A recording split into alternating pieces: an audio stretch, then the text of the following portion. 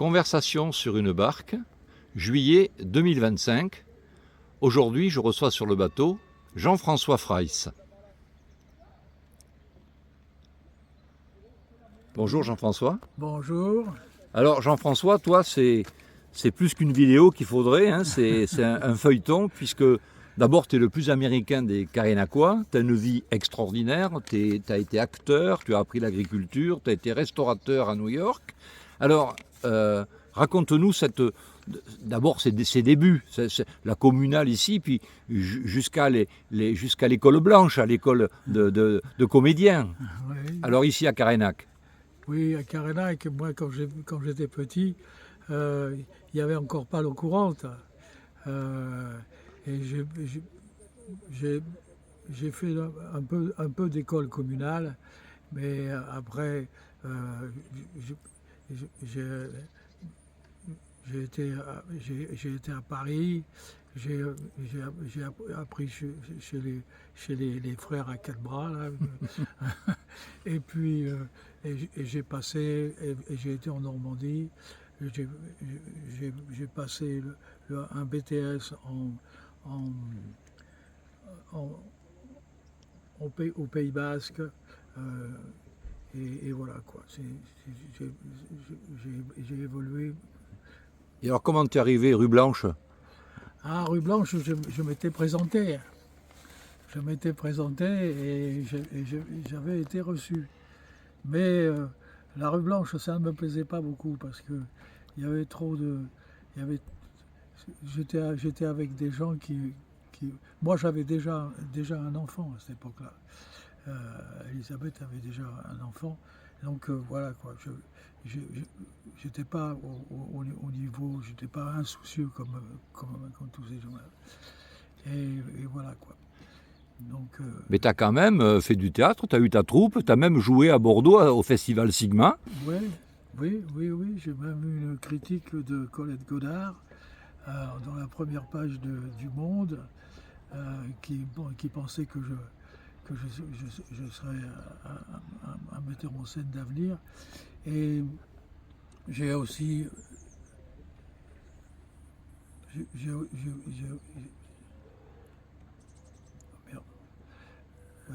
voilà quoi.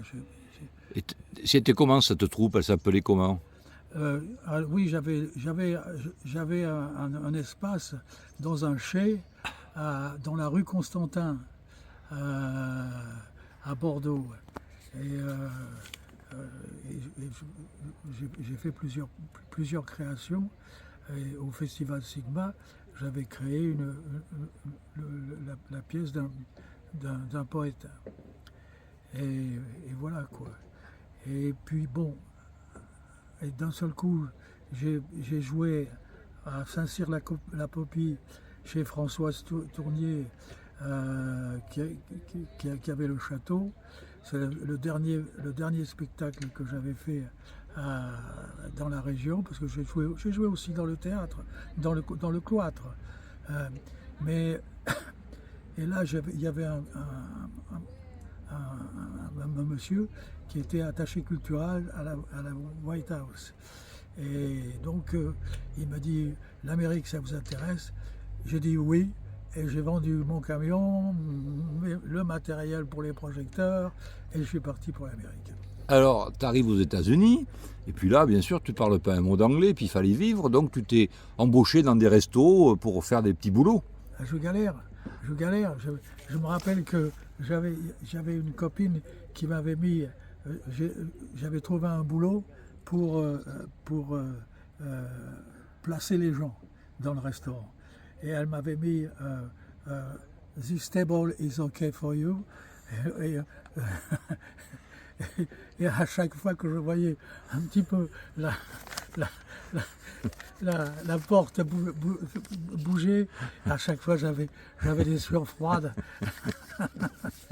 Alors, ils ont mis 2 semaines avant de s'apercevoir que je parlais pas anglais. alors quand même, tu as toujours été très entrepreneur et tu décides d'ouvrir un premier resto, alors dans un quartier new-yorkais particulier. Voilà,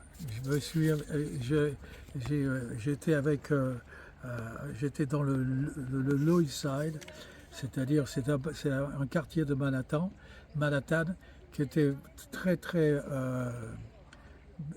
c'est bien simple, il y avait une rue qui était pour les Noirs, une autre pour les Dominicains et une autre pour les Portoricains, et tout le monde s'entretuait. Et j'avais trouvé une lanchonnette.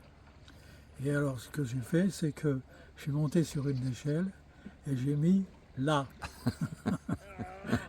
Et donc, j'ai eu tout le monde. J'avais tous les artistes de Soho qui venaient manger chez moi. Ça a démarré sur les chapeaux de roue. Et oui, puis manger du cassoulet à New York, c'est bien voilà, quand même. Ils mangeaient le cassoulet, je leur faisais manger même de la cervelle au beurre noir, du foie gras, tout ça. Et alors, est arrivé un personnage qui te suit jusqu'aujourd'hui, Melva, qui est venu, qui cherchait du boulot et que tu as embauché dans ton resto. Alors, parle-nous de l'arrivée de Melva. L'arrivée de Melva, c'est très simple, c'est marrant parce que elle est arrivée et elle me dit je cherche du travail. Alors, je lui dis, mais où vous avez travaillé? À l'Odéon. Je dis non, vous êtes trop bonne pour moi, c'est pas la peine. Et elle est repartie, mais l'une de mes serveuses m'a dit, tu l'as bien regardée cette femme? Je dis non. Elle m'a dit, ben la prochaine fois, regarde-la bien. Et la prochaine fois, je l'ai bien regardée et je l'ai embauchée pour la vie. Eh bien oui, voilà, c'est ça. Et alors, pendant toutes ces années, depuis Karenac, ces années d'études, le théâtre et puis les restaurants à New York, dans ta vie, mais dans ta tête aussi, tu as un personnage qui t'a suivi tout le temps, c'est Georges, ton oncle, Georges Freiss, que tous les Karenacois ont connu, qui a fini sa vie à distiller de la lavande pour faire des essences essentielles. Et d'ailleurs, on va en reparler de la lavande. Alors, Georges, parle-nous de Georges. C'est ton papa un peu, Georges. Georges, c'était pratiquement mon père. C'est celui qui à chaque fois venait trouver des solutions. Mais c'est un personnage extraordinaire. Il avait un désir de vie, il avait peut-être un petit problème, c'est qu'il avait une idée par jour. Alors c'était assez difficile pour le suivre. Et un jour, je me rappelle que je lui dis, mais comment tu vas faire pour cette idée? Eh bien, il me disait, il avait 86 ans. Il me dit, j'ai le temps. Oui, c'est toute la philosophie karenakoise, voilà. Ça. Voilà.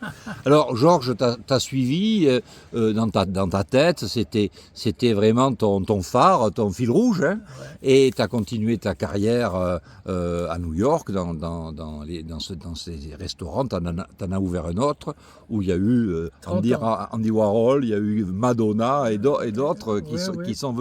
Et Melva qui était toujours avec toi. Et Melva était extraordinaire. Elle a un contact avec les gens que je n'ai pas, moi. Mais ça a été extraordinaire. On avait une clientèle qui était bénie, quoi. C'était que des patrons de galeries ou des artistes ou des écrivains. C'était merveilleux.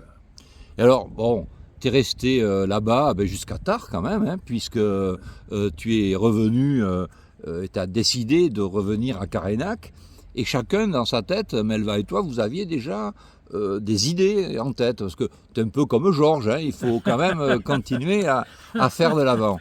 Et alors, tu as, par l'intermédiaire de la famille, etc., tu as récupéré une ferme, les Combettes, qui se trouve sur le Causse de Karenac, où là, tu t'es installé avec Melva et tu as décidé, eh bien peut-être inconsciemment, mais dans l'esprit de Georges, eh bien tu as repris la lavande. Ah oui, oui, mais c'était prévu. Hein. C'était prévu. Oui, Georges, tu avais dû le... Georges me demandait tout le temps, est-ce que tu vas continuer?